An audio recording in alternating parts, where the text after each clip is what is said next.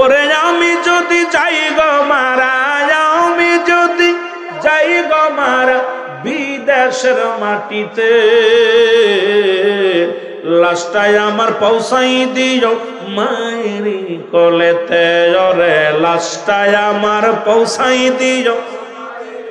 এই জগতে মায়ের মতো নাই কেউ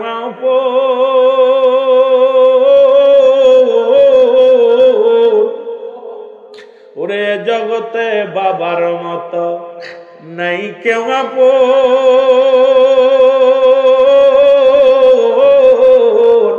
সেই মা বাবার না দেখাইয়া দিও না দাফন আমার, দিও না। মায়ে মুক্তি আমার দেখলে পারে, মায়ে মুক্তি আমার ওরে শান্তি পাবে কলি যায়। লাশটাই আমার পৌঁছাই দিও মায়েরি কোলেতে। রে লাশটাই আমার। টাকাওয়ালা বাড়িওয়ালা খবর নাও না, বাবার আত্মীয়ের খবর নাও না, মার আত্মীয়ের খবর নাও না। তুমি মা বাবার হক আদায় করতে পারো নাই, কারণ আল্লাহর দরবারে তোমার জবাব দিতে হবে। জোরে জোরে চিল্লায় বলা যাবে না আল্লাহু আকবার। আর একটু জোরে বলেন আল্লাহু আকবার। ও যুবক শোনো, 7 নম্বর হলো সদা সর্বদাই তাদের কবরটা জিয়ারত করা লাগবে। এখন যারা আজকে গ্রামবাসী মিলিয়া এত সুন্দর একটা আয়োজন করেছেন, প্রাণটা ভরে গেছে যে সমস্ত মায়েতের অমুসলমান শুনে নাও, এই কুলাওড়া গ্রামের সকল মুর্দা গানের ইসালে সব। আহারে কে বা কার জন্য কান্দে? কুলাওড়ার মানুষগুলো বাবার জন্য চোখের পানি পড়ে, মার জন্য চোখের পানি পড়ে, যারা কবরে শুয়ে আছে তাদের জন্য চোখের পানি পড়ে। এই অনুষ্ঠানটা করতে পেরে আপনারা খুশি না বেজার? আরো জোরে বলেন খুশি না বেজার? সুতরাং এই 7টা হক যদি তুমি আদায় করতে না পারো, আল্লাহর দরবারে আল্লাহর আদালতে তুমি ধরা পড়ে যাবা। বাবারে আমার, এই জন্য বেশি বেশি করে কবর স্থানে যাবেন, দোয়া করবেন।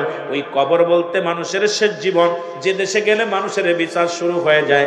মুসলমান নিজে কামাই করতে পারে না। নাম্বার 1 নেক আমল, আব্বা মা যা করে গেছে এটা হলো নেক আমল। নাম্বার 2 সদকায়ে জারিয়া, যারা দুনিয়ার মধ্যে দান ধ্যান করলো, মসজিদ মাদ্রাসা স্কুল কলেজ পৃথিবীর মধ্যে ভালো কাজের সহযোগিতা করলো, এই সদকায়ে জারিয়া। নাম্বার 3 হলো নেককার সন্তান।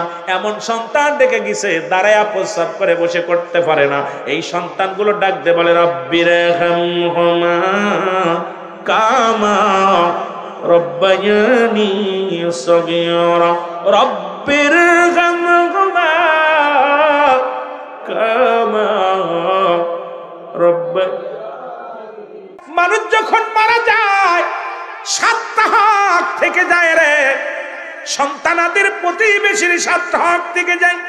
এই 7টা হক ইন্তেকালের আগে হলো 7টা, ইন্তেকালের পরে হলো 7টা, মোট 14টা হক। তার মধ্যে 1 নাম্বার হলো, আলোচনার আগাবো না, ছেড়ে দিব, আবার যদি বেঁচে থাকে হবে। বাবারা আমার, জিতু রাত গভীর হয়ে যাচ্ছে, আমি আলোচনার মাত্রা আগাবো না। 7টা হকের কথা বলে যায়। নাম্বার 1 নাম্বার হলো যখন মানুষ মারা যায়, আজকে যেটা আপনারা করেছেন, যেটা আপনাদের দায়িত্ব ছিল পালন করেছেন, 1 নাম্বার তাদের জন্য সব রেশানি করা। জোরে জোরে বলেন মারহাবা। 1 নাম্বার, মানুষ যখন মারা যায় আপনার বাবার জন্য, কাকার জন্য, আপনজনদের জন্য 7টা হক থেকে যায়। সন্তানের জন্য বাবার প্রতি 7টা হক। আপনার আব্বা কবরে শুয়ে আছে, আপনার মা কবরে শুয়ে আছে, 7টা হক আপনি যদি আদায় না করেন, রব্বে কারীম আপনারে ছাড়বে না। রব্বে কারীমের দরবারে ধরা পড়ে যাবেন। আপনার আব্বা মা আপনার প্রতি ভালোবাসা থাকবে না। কিয়ামতের ময়দান, কঠিন বিচারের ময়দানে যেদিন দাঁড়াবেন, বাবা মা আপনাকে চিনবে না।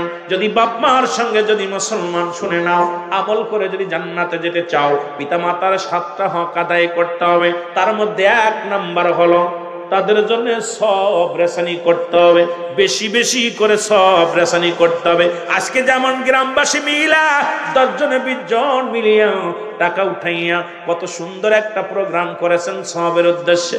যারা যে দেশে গেলে মানুষের বিচার হয়, যে দেশে গেলে মানুষের হিসাব হয় রে,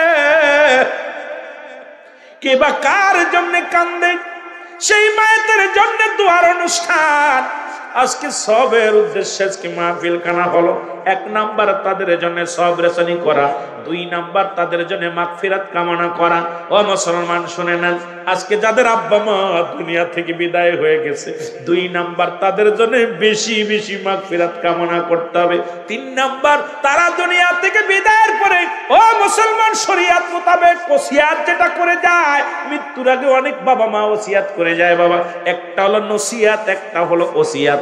মানুষ যখন মৃত্যু সজ্জায় চলে যায়, এই পর্যায়ে অসুস্থ হয়ে যায়, এই সময় যে ব্যক্তি ওসিয়াত করে যায়, সেই ওসিয়াত গুলো যদি শরীয়ত মোতাবেক হয়, এটা সন্তানের জন্য বাধ্যতামূলক আদায় করা ফরজ হয়ে যায়। জোরে জোরে চিল্লায় বলা যাবে না মারহাবা। এ মুসলমান, 3 নাম্বার ওসিয়াত গুলো পুরা করতে হবে। 4 নাম্বার, ও মুসলমান শোনো, তার আপনজন যারা দুনিয়ার মধ্যে থাকবে, বাবা মা আর আত্মীয়স্বজন, তাদের সঙ্গে ভালো ব্যবহার করা লাগবে, তাদের সঙ্গে যোগাযোগ করা লাগবে। আত্মীয়স্বজন এখন আমরা চিনি না, খালি বোর বাইরে চিনি আর বোর মার চিনি, মোর বোর বোর কি বুনিরে চিনি, সীমাবদ্ধ সামান্য। নানার কুলের মানুষ চিনি না, নানির কুলের মানুষ চিনি না। খোদার কসম, আব্বা মা কোনোদিন আপনারে ক্ষমা করবে না। আমার রাসূল বলে গেছেন যে কথাগুলো শোনো, যখন তোমাদের মা বাবা মারা যাবে, মায়ের কুলের আত্মীয়, বাবার কুলের আত্মীয় যারা আছেন, তাদের সঙ্গে গুড ব্যবহার, সুন্দর ব্যবহার, তাদের ব্যবহার করতে হবে, তাদের সাথে আত্মীয়তা বন্ধন আরো জোরালো করতে হবে। 5 নাম্বার শোনো গো যুবক, তাদেরকে যদি কোনো ব্যক্তি গরিব থাকে, তাদের সহযোগিতা করতে হবে। কথা দ্বারা হোক, সাহায্য দ্বারা হোক, যে কোনো মূল্য হোক, তাদের সার্বিক সহযোগিতা করা লাগবে। তাহলে আব্বা মা কবরে শুয়া পাবে, শান্তি পাবে। আজকে যদি তাদের সহযোগিতা না করেন, কত আত্মীয় আছে মানুষের বাড়ি বাড়ি ভিক্ষা করে, কাজ করে খায়, টাকাওয়ালা বাড়িওয়ালা, খবর নেও না। বাবার আত্মীয়ের খবর নেও না, মার আত্মীয়ের খবর নেও না। তুমি মা বাবার হক আদায় করতে পারো নাই, কারণ আল্লাহর দরবারে তোমার জবাব দিতে হবে। জোরে জোরে চিল্লায় বলা যাবে না আল্লাহু আকবার। আর একটু জোরে বলেন আল্লাহু আকবার। ও যুবক শোনো, 7 নাম্বার হলো সদা সর্বদাই তাদের কবরটা জিয়ারত করা লাগবে। এখন যারা আজকে গ্রামবাসী মিলিয়া এত সুন্দর একটা আয়োজন করেছেন, মোর প্রাণটা ভরে গেছে যে সমস্ত মায়েদের অমুসলমান শুনে নাও, এই কুলাওড়া গ্রামের সকল মুর্দা গানের ইসালে সব, আহারে কে বা কার জন্য কান্দে। কুলাওড়ার মানুষগুলো বাবার জন্য চোখের পানি পড়ে, মার জন্য চোখের পানি পড়ে, যারা কবরে শুয়ে আছে তাদের জন্য চোখের পানি পড়ে। এই অনুষ্ঠানটা করতে পেরে আপনারা খুশি না বেজার? আরো জোরে বলেন খুশি না বেজার? সুতরাং এই 7টা হক যদি তুমি আদায় করতে না পারো, আল্লাহর দরবারে, আল্লাহর আদালতে তুমি ধরা পড়ে যাবা। বাবারে আমার, এই জন্য বেশি বেশি করে কবর স্থানে যাবেন, দোয়া করবেন। ওই কবর বলতে মানুষের শেষ জীবন, যে দেশে গেলে মানুষের বিচার শুরু হয়ে যায়। মুসলমান নিজে কামাই করতে পারে না।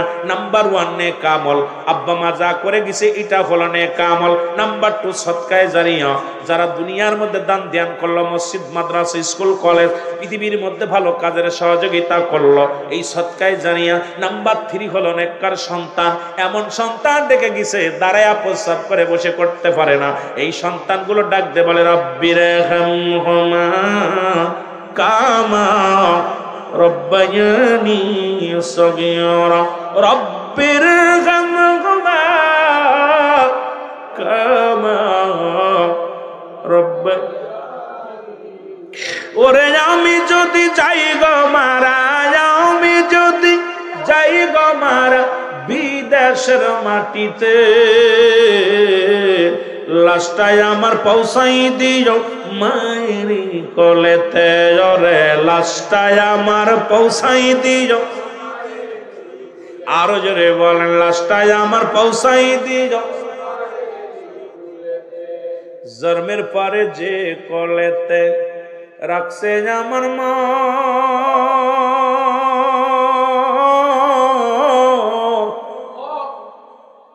সেই মারে না দেখাইয়া আমায় দাফন দিও না। জন্মের পরে যে কোলেতে রাখছে আমার মা,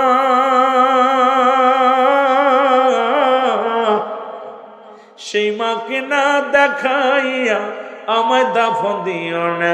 মায়ে মুখটাই আমার দেখলে পারে, মায়ে মুখটি একবার দেখলে পারে শান্তি পাবো কবরে।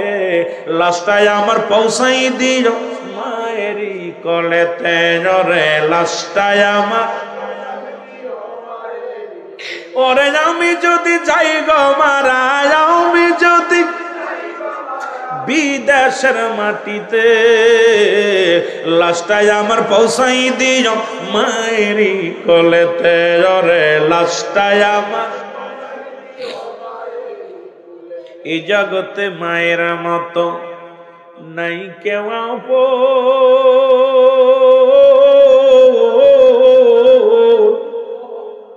ওরে, জগতে বাবার মতো নাই কেউ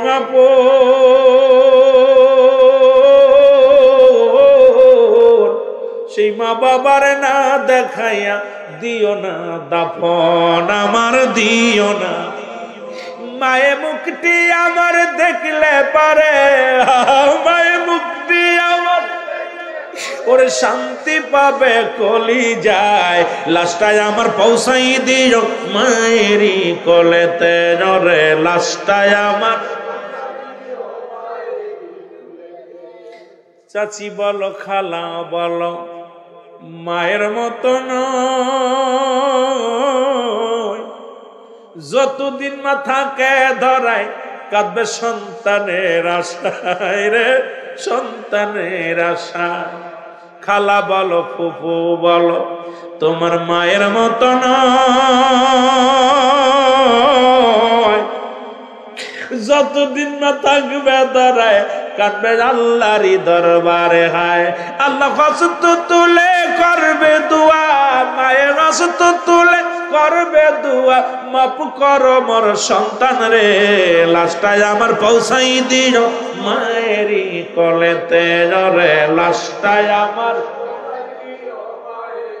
ওরে আমি যদি যাই গো মারা, আমি যদি বিদেশের মাটিতে, লাশটাই আমার পৌঁছাই দিও মায়েরই কোলেতে রে, লাশটাই আমার। সুতরাং বাজান 2 নাম্বার কবর, 3 নাম্বার হাসর, অনেক বড় আলোচনা। আল্লাহ আমাকে আবার আনলে আমি আলোচনা করব, কারণ এত রাত আমি আপনাদের জাগানোর পক্ষে না। কারণ বেশি খারাপ লাগতেছে, এখন 1:30 বেজে গেছে। আমি বারবার বলছি ভাইজান আমাকে একটু আগে নেন। আমারও মন চাইছিল যে আমি এত দূর থেকে 2-4 ঘন্টা আমি আলোচনা, আমার ঘন্টা ধরে আমি আলোচনা করি না। বেশিরভাগই আলোচনার ময়দানে গেলে আমার মন চায় আমার ভাইয়েরা এত কষ্ট করে বসে আছে, আমি একটু কষ্ট করব না কেন? একটা মাহফিল করতে গেলে অনেক ব্যয়বহুল খরচ। তা আসলে আমাদের আরো বক্তা ছিল যারা বিশেষ বক্তা, তাদের আলোচনার মাধ্যমে দেরি হয়ে গেছে। হ্যাঁ বাবা আছি, হ্যাঁ আস্তে আস্তে রাত 40 বেজে গেছে, এখন আর সময় আপনাদের কাছে একটা। এই মাহফিলটা প্রতি বছর হোক, চান কি চান না? আরো যারা বলেন চান কি চান না? চান তো? এই মাহফিলটা হোক, কে কে চান না একটু হাত উঠান দি। মাহফিলটা চান না? এই মাহফিলটা হোক প্রতি বছর, কে কে চান? মারহাবা বলেন। তো এই মাহফিলে আমি আবার আলোচনায় যাব, যদি সুযোগ পাই উঠাউঠি করবেন না।